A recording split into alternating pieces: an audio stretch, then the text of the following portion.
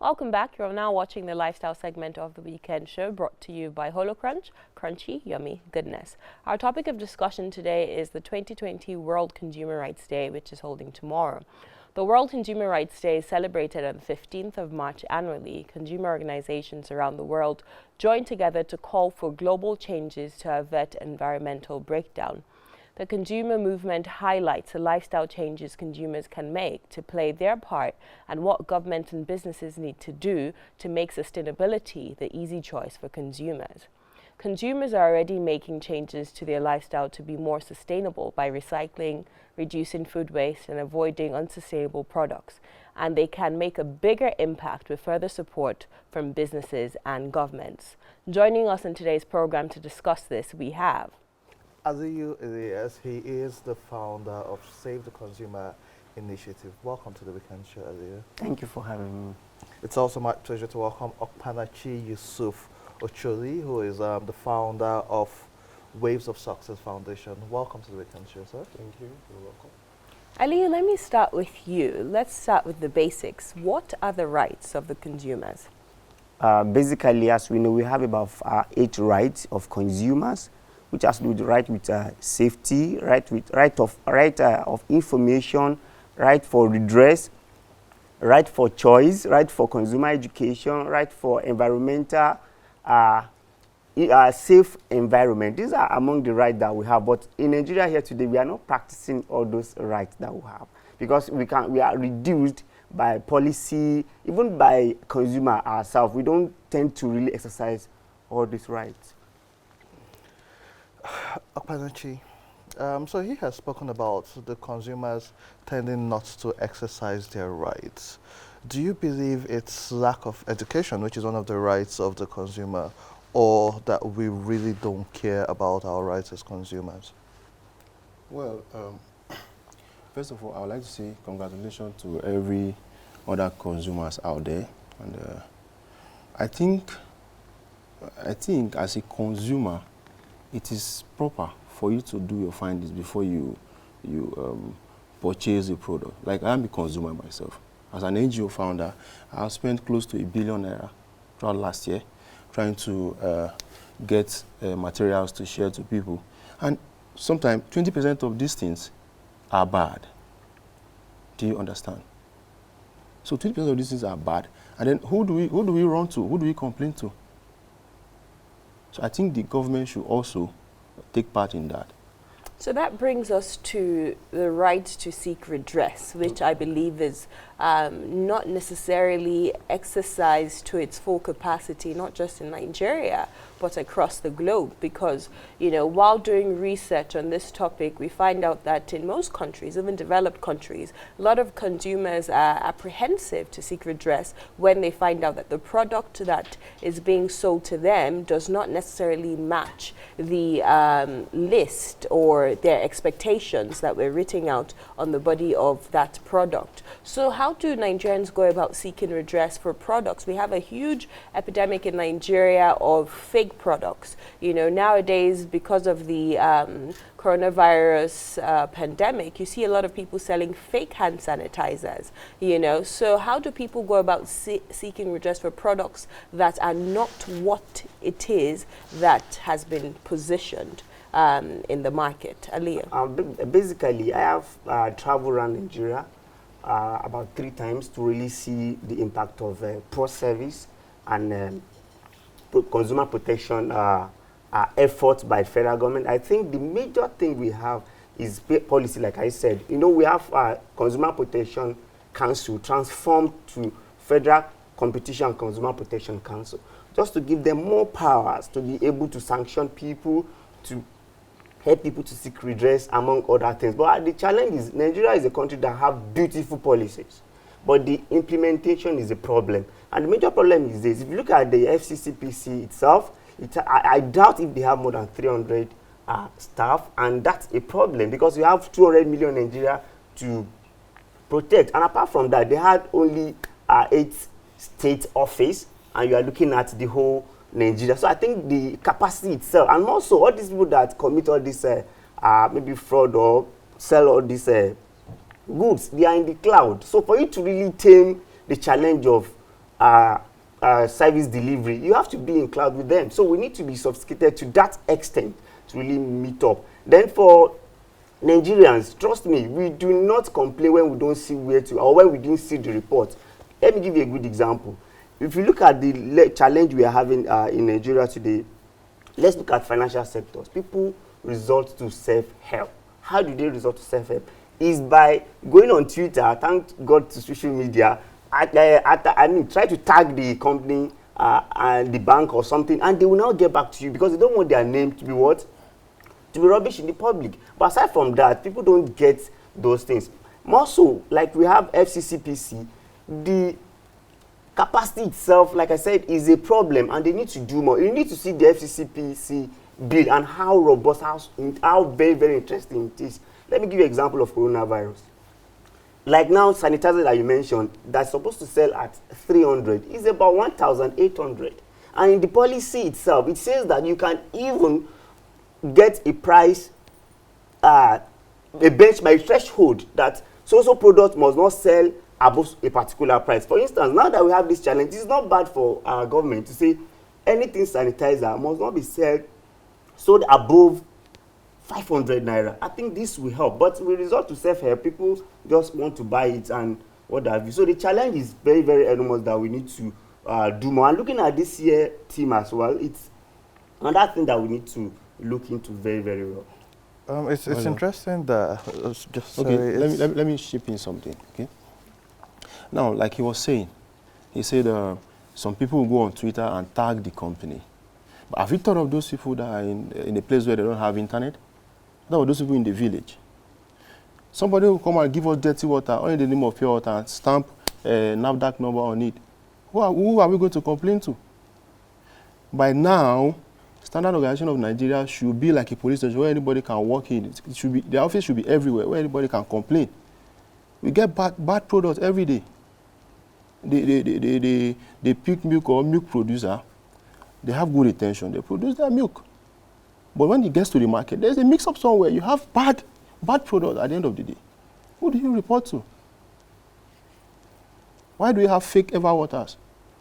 I think the product producers also should also come up with some kind of solution. Let there be a trademark for us to know that, okay, this is fake Ever Water and this is the good Ever Water. No?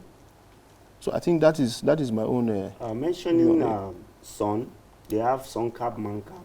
But the fact that they have Sun Cap, Man Cap is not enough. They need to be at the entry point of Nigeria.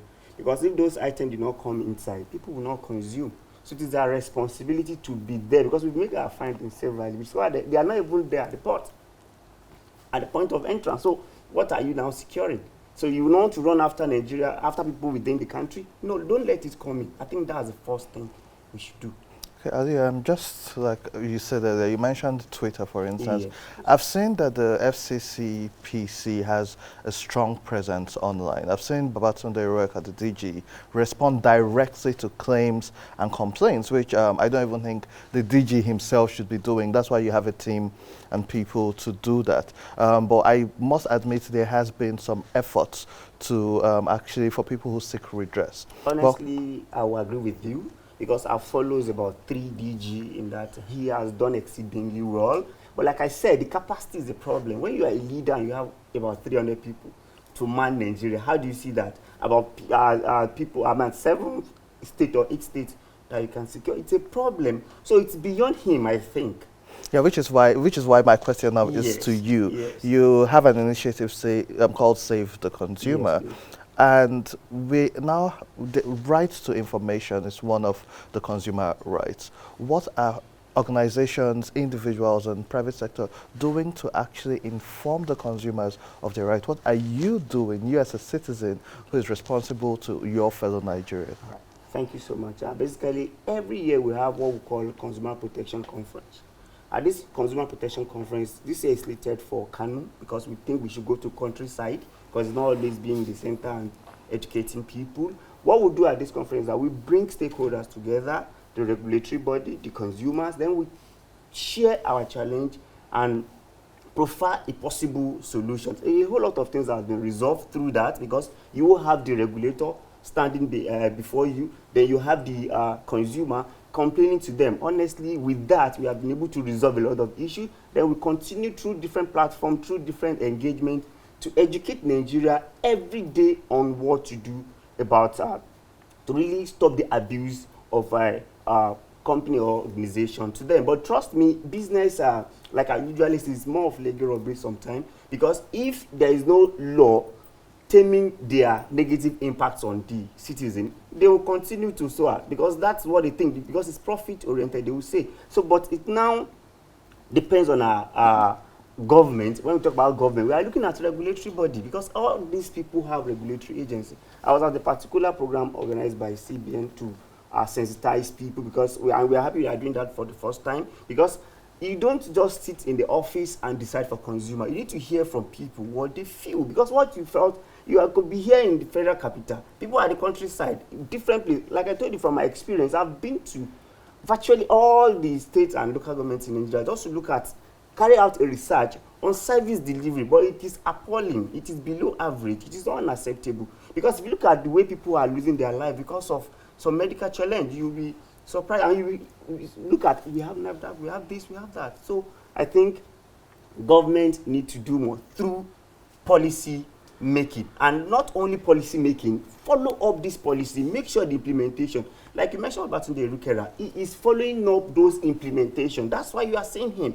But I said I pity him, because only him cannot be running everywhere. He needs more capacity to do more. Imagine if such organization do not have more than even 1,000 to really cater to people's needs. So it's quite challenging.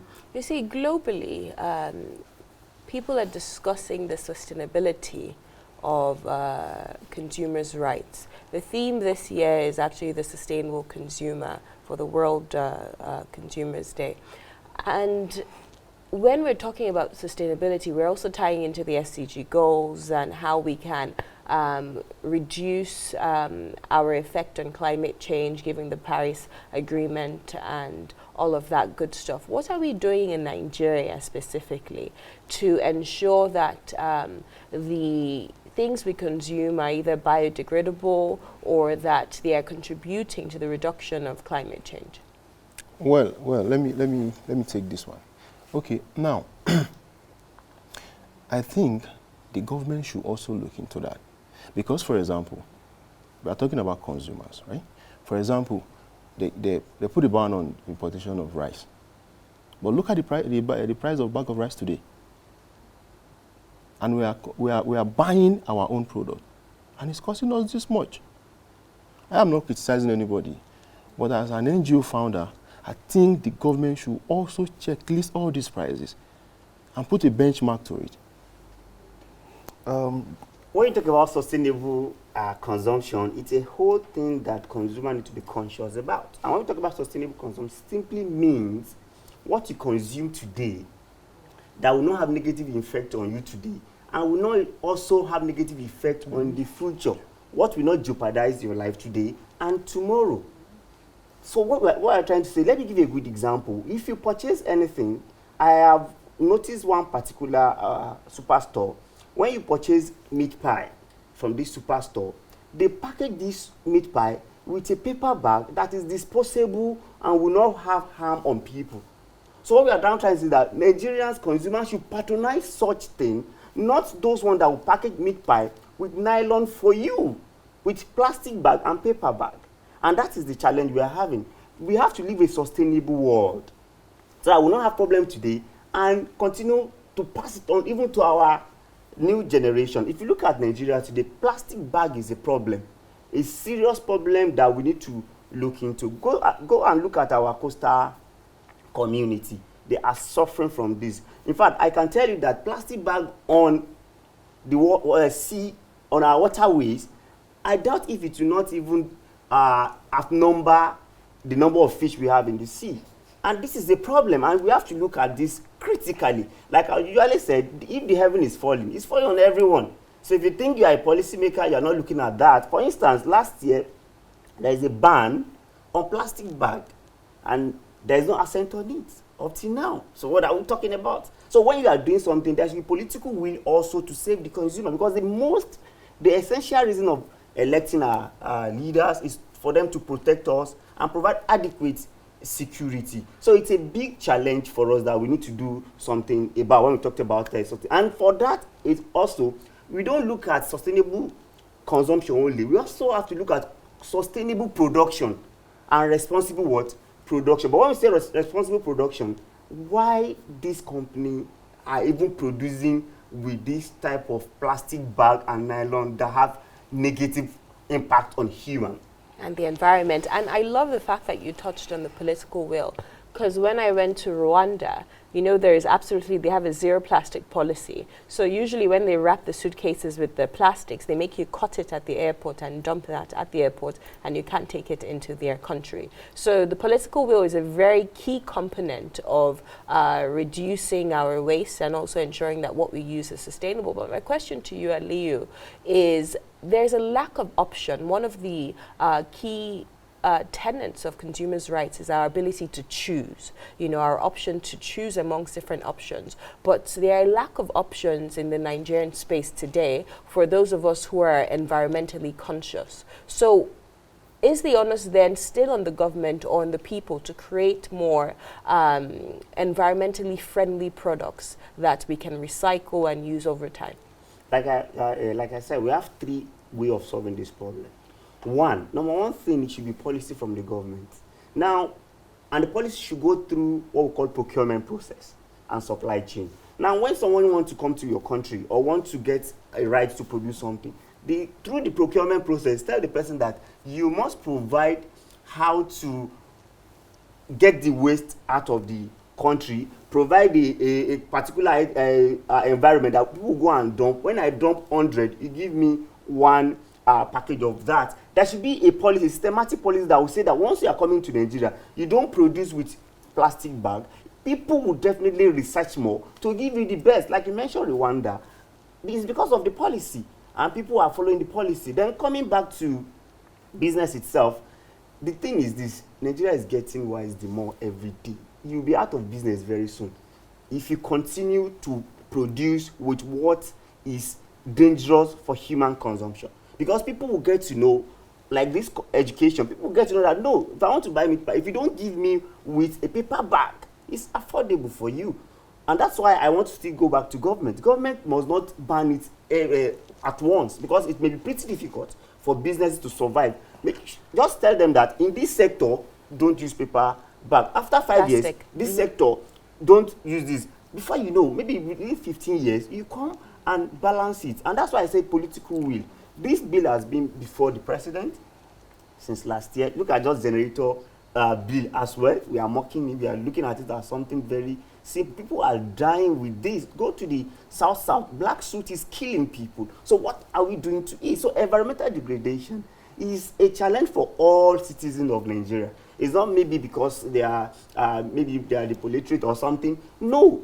The budget is everybody are in it together. So we must fight it together. And it must not be federal government only. And that's the challenge we are having. I think apart from Lagos State and Kano State that have consumer protection, I don't know if any other state has their own consumer protection. Most those states rely on these 300 staff of the federal government. They have to do their own, from local government to state and federal government. So, and that's how we can really do it. But if you leave it for federal government only, state has their own responsibility to protect the life of their citizens. And it's a big factor that we need to look at. So don't bring everything to the federal government. Do your part at your own level. And for consumers too, we have to be careful with what we consume, because it's coming back to us. Every time you want to buy something in plastic, and you are dumping it, it is not degradable. It is not what biodiversity is lost. So there's no way you can even do that. So the only thing is that if you go to the Millennium Park, you see a big basket that says that once you consume anything plastic, come and dump it inside that. How many of us are doing that? So we should have a lifestyle, a culture of reducing it by ourselves.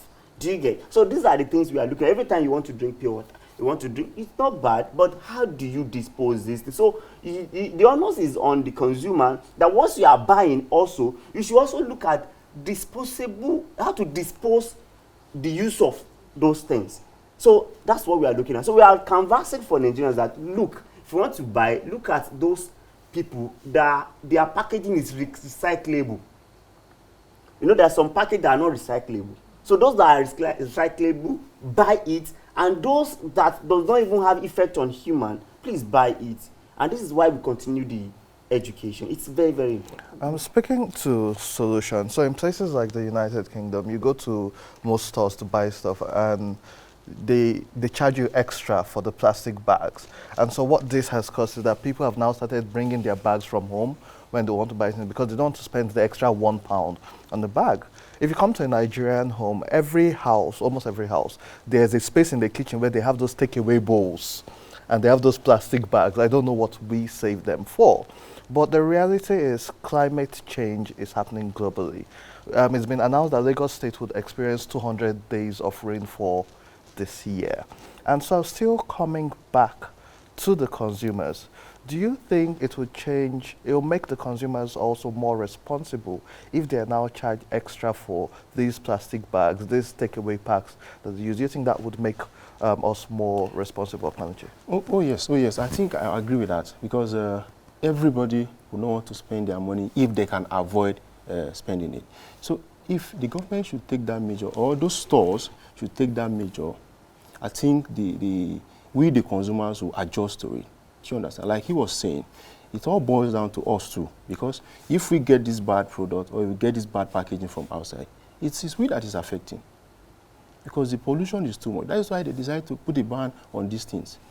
So we should also help the government. We should also be able to say, okay, we are buying this thing and you are putting it in this bag for us. We don't want it. Please put it in this one. This Mr. A is using paper bag. Why are you using plastic bag? We should be able to say that. If as a store owner or as a business owner, I tell you that this thing is not what I want. Next time when I'm coming, you should be able to give me something else. Do you understand? So I totally agree with that. If they put a charge on it, I think we'll adjust to it. You know, this is definitely the decade of action for those who are interested in saving our environment, saving the planet in general, because within 2020 to 2030, if we do not drastically change the way we consume products and the way we treat our environment, would be in some serious trouble, hence the Paris Climate Change Agreement. But finally, gentlemen, what are a few words of encouragement and to do for those people who are watching today and want to know how can they live a more sustainable and conscious life in terms of what they consume and also the way they hold not just government but also the private sector accountable to ensure that they are living up to their duties and responsibilities as citizens of this great nation. Okay, I think first, what I would say to every consumer out there is to be watchful. In as much as anybody can just go and stamp a NAFDAC number on any product, and we don't have place to go and complain, we should also be watchful. If you buy a product and you notice anything, you should be able to return it back to the store immediately. Do you understand? And also, we don't have to wait for the government. Okay, like we have 2 NAFDAC offices in my state. 2 NAFDAC, just another office. And we have over 21 local government. Where do all these people go to channel their complaint? So I think what I would tell the people is let them be conscious of the product they consume. When you consume a product and you see that it's bad for you, you either tell the store owner or you don't go there, so that the store owner can adjust himself.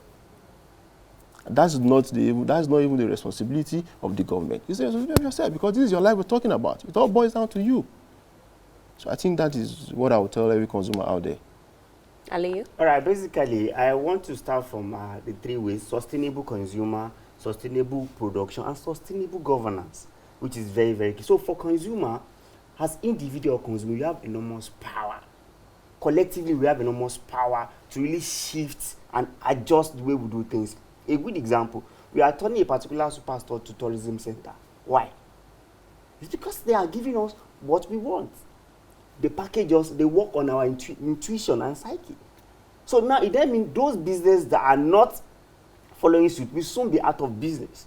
And for business, if you don't produce responsibly or sustainably, you'll be out of business, because people will get to know, people will see the impact very soon, and people will bounce back on you. So as a business, for you to remain in our country, for you to do what we want, for you to sustain being in the business, you just have to produce sustainably by not using items that are not recyclable and items that are directly harmful to consumers. And for policymakers, the essence of voting you, the essence of putting in the office, is to really protect consumers. So the political will must be there. You don't want to hear only the policy that we have passed the bill. Yes, passing the bill is there. How many bills are there hanging? I think we can mention 2, 3, 4, 5 that consumers are sensitive. So we want you to take it, the political will, to the president, and president should please assent to all these bills that are consumer sensitive, because people are dying every day. And globally, we just have to be part of SDG. If you are not part of SDG as youth, as Nigerians, in fact, you are in a long thing. And it's very, very important you take note of that. So finally, I think you can join us in Kano. We have Consumer Protection Conference, 17th, at Tahir guest in. So you can join us. Let us discuss together. Let us look for a way forward, and let us push this our way forward down to the policymaker, to the regulatory body, to FCCPC, to implement this our total submission. So I think that is it. Gentlemen, that's a fine place to leave it. Thank you so much. As Thank you've heard here, be sustainable consumers, sustainable producers, and to our government, be a sustainable government. Thank you so much for watching the lifestyle segment of The Weekend Show. We'll take a short break and we'll be right back on The Weekend Show.